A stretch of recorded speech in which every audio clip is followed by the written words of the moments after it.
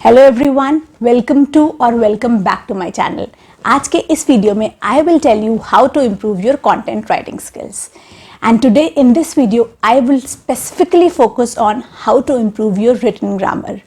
ये जो ट्रिक मैं तुम्हें आज बताने वाली हूँ वो मैं अभी भी प्रैक्टिस करती हूँ अपनी कंटेंट राइटिंग स्किल्स को इम्प्रूव करने के लिए। इस ट्रिक की सबसे बेस्ट बात यह है कि तुम्हें रोज़ सिर्फ और सिर्फ 15 से 20 मिनट्स मैक्सिमम देने हैं इस मेथड को अप्लाई करने के लिए या इसको प्रैक्टिस करने के लिए। इसके अलावा तुम इस एक्सरसाइज को अपने फ़ोन पे, अपने लैपटॉप पे, आईपैड पे, पीसी पे कहीं भी कर सकते हो, लेट के, बैठ के, सो के, जाग के, या कहीं कॉफ़ी शॉप में या कहीं पे भी ट्रैवल करते टाइम। तो जल्दी से चलो इस ट्रिक को समझते हैं।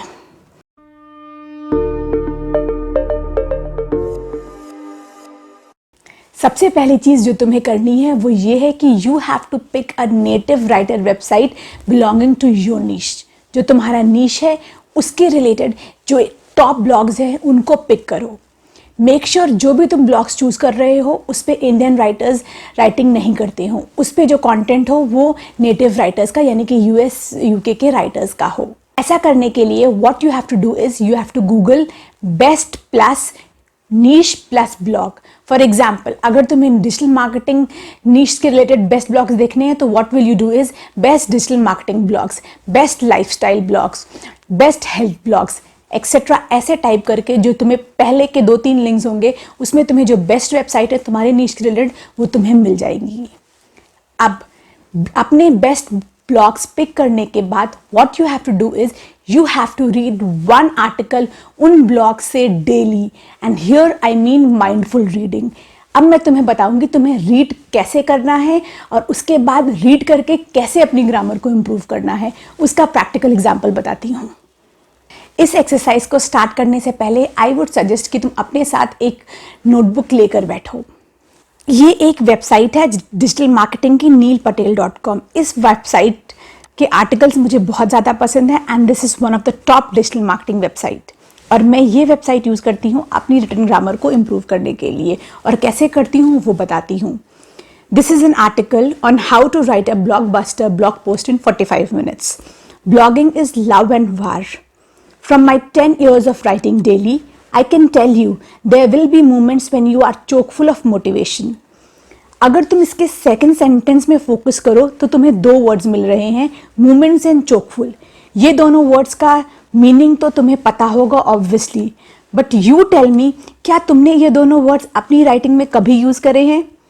एंड आई गेस तुम्हारा आंसर नो होगा। तो तुम्हें क्या करना है, जो तुमने सेपरेट नोटबुक ली है उसमें डेट डालनी है।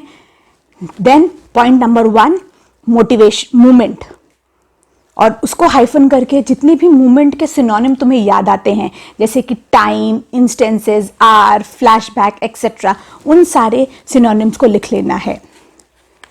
सेम वे चोकफुल लिखना है, हाइफन करना है, और फिर उसके भी जितने सिनोनिम है plenty, handful, jam packed, cramful etcetera, जितनी भी तुम्हारी माइंड में चीज़ें आती हैं जो कि चोकफुल को रिलेट कर देंगी उसको लिख लेना है। अब ऐसा करने से जब तुम नेक्स्ट टाइम राइटअप लिखोगे तो तुम्हारे माइंड में ये आएगा कि तुम्हें same word over and over use नहीं करना। टाइम की जगह तुम्हें मोमेंट यूज़ कर लेना है या फ्लैशबैक या कुछ और यूज़ कर लेना है। सेम वे प्लेंटी की जगह चोकफुल या हैंडफुल यूज़ करोगे। ऐसा करने से जो तुम्हारा माइंड है वो जितने भी वर्ड्स के सिनोनिम्स होते हैं उनके लिए ट्रेन हो जाएगा, और ये सिनोनिम्स तुम अपने राइटअप में फिर यूज़ करने लगोगे। यानी कि जो तुम same word over and over again use करते हो अपने राइटअप में, उसकी हैबिट ख़त्म हो जाएगी। तुम्हारे राइटअप की जो वोकैब है और जो वर्ड्स हैं वो ज़्यादा मीनिंगफुल और ज़्यादा फैंसी दिखने लगेंगे। अब हम नेक्स्ट लाइन पे जाते हैं। Ideas leap off your mind and straight on to the page. अब ये एक ईडियम है, write down this idiom leap off your mind, which means cross your mind. Generally हम लोग क्रॉस योर माइंड लिखते हैं, बट नेटिव लैंग्वेज में इसको लीप ऑफ योर माइंड भी बोलते हैं। इस ईडियम को अपने नोटबुक में लिख लो। Next line, you get inspired by the thought of creating content that will generate massive buzz, and there are other moments when the excitement is reduced to glimmer. Glimmer is another word that you can write down in your notebook. इसके बाद I want you to focus on this long sentence. You jump from half-baked idea to half-baked idea, taking up hours of your time before getting to that last sentence. अब यहाँ पे इस sentence में तुम्हें जो चीज़ पे फोकस करना है वो ये है कि इस सेंटेंस में राइटर ने कहीं पे भी देन, इफ, बट, सो का यूज़ नहीं करा. इंस्टेड जो राइटर है उसने करेक्ट पंक्चुएशन मार्क्स यूज़ करे हैं, यानी कि कॉमाज यूज़ करे हैं राइट प्लेसेस पे to frame a long sentence. ये एक बहुत लॉन्ग सेंटेंस है बट इसमें जो नॉर्मली हम वर्ड्स यूज़ करते हैं then, that, if, but use नहीं करा गया है. So this way you will learn the art of punctuation, जो कि ग्रामर का एक वाइटल पार्ट है. तुम इसका जो सेंटेंस फॉर्मेशन है और जो ग्रामेटिकल फॉर्मेशन करा हुआ है उस पर फोकस करो. इसके बाद तुम पैराग्राफ की बाकी लाइंस को देखो, how beautifully they are structured. It happen to all of us, एक लाइन में लिखा है, आज even the best writers have the same wishy washy relationship with blogging. देखो कि जो इसने इंट्रो लिखा है वो कितना ब्यूटिफुली स्ट्रक्चर्ड है. जो छोटे सेंटेंसेस हैं, वन लाइनर्स है, वो कैसे स्ट्रक्चर करे गए हैं और जो कॉम्प्लेक्स सेंटेंसेस है उसमें कैसे पंक्चुएशन मार्क यूज करा है.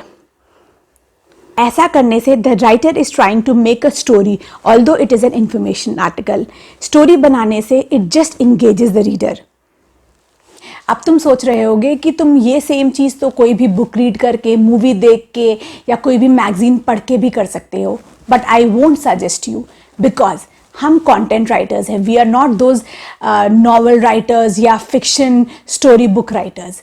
हमें ज़्यादातर कंटेंट वेबसाइट के लिए लिखना होता है. तो अगर हम उसी रिलेटेड कंटेंट पढ़ेंगे तो हमें ज़्यादा समझ में आएगा कि वेबसाइट के लिए कंटेंट कैसे लिखा जाता है. इसके अलावा हम अपनी नीश की वेबसाइट पिक कर रहे हैं तो हमें अपने नीश के बारे में ज़्यादा इंफॉर्मेशन भी मिलेगी. तो तुम्हें बेसिकली क्या करना है, आर्टिकल्स रीड करते टाइम कुछ चीज़ों का ध्यान देना है.